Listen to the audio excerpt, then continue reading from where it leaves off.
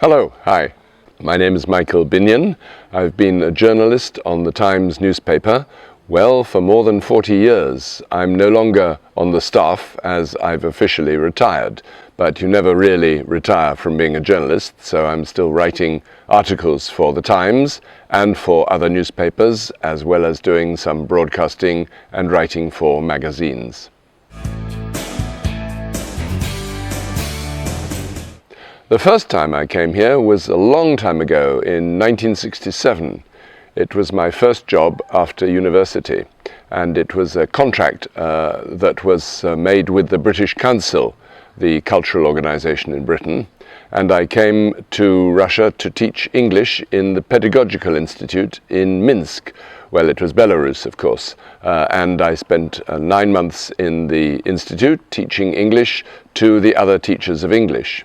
The British Council offered me a job there. Actually, I had studied Arabic at university and I wanted to go to an Arabic-speaking country, but it was soon after the war in 1967 and the British Council offices in Baghdad were burnt to the ground. They had offered me a job there, but of course there was no office, so they said, is there anywhere else you would like to go? And I thought the Soviet Union would be interesting. I had studied a little bit of Russian at school, so I knew a few words, but not very many. But while I was at Minsk, I learnt a bit more Russian. Oh, it must have been about 20 years ago, because my friend Valentin Dobrovich was then a professor at the university and also was running the Interlingua Institute. He had been at Minsk as a student, so I had known him for a very long time and we had kept in contact.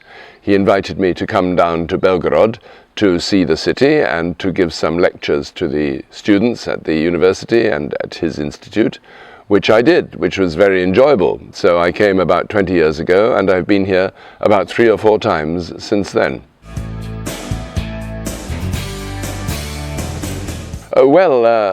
Valentin Alexandrovich asked me if I would like to teach in this school last year. He said it would be great fun.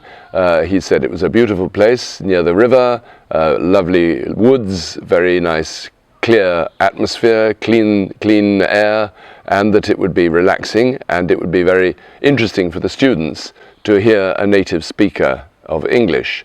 And I thought, why not? So I came last year and I enjoyed it a lot. And he said, well, would you like to come again this year? So I did. Oh, it's great fun, yes. The students are marvelous. They're very keen, they're enthusiastic, they are interested in learning English. Their level of English is not bad at all. It's sort of intermediate level, and I can see them improving in the course of 2 weeks while they stay here. It's quite hard work for them. For me, it's very interesting, it's stimulating, it's different, and of course after school we have this wonderful place in which to relax and enjoy swimming in the river and enjoy the good weather. So altogether it's a nice time to come.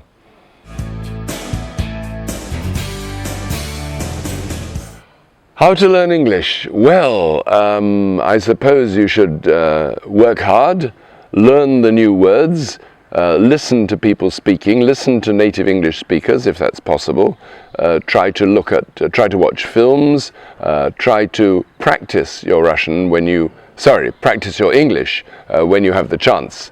Most people have quite a good knowledge of written English, and many Russians can read English. The difficulty for them is speaking English, because very often they have no practice.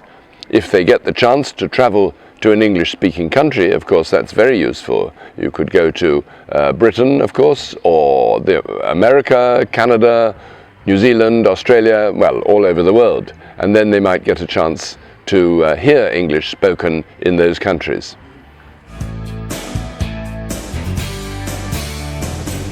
My goodness, well, I suppose the most important thing is to try to show interest in everything that's going on around you. Of course, as a journalist, that's very important, because you will never find a new story unless you're interested in what is happening. Also, try to be positive and enthusiastic. If you are offered an opportunity, it doesn't matter what it is, always say, why not? Yes, say yes to things. Don't just close the door and say, no, I'm not interested.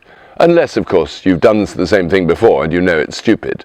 But generally, respond to opportunities when they arise and make the most of it and seize the chances when they come. Thank you.